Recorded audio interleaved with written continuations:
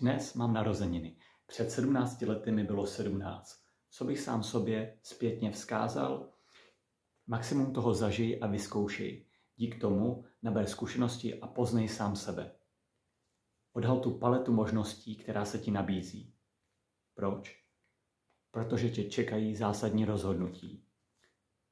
Kým chceš být? Co chceš studovat? Chceš na vejšku? Kterou práci, kariéru zvolíš? Koho chceš vedle sebe mít za partnera? Jaký vztah chceš mít? Jaký životní styl? V jaké zemi, městě chceš žít? Koho budeš volit? Do čeho investovat? Co chceš změnit na sobě? Co chceš změnit na sobě?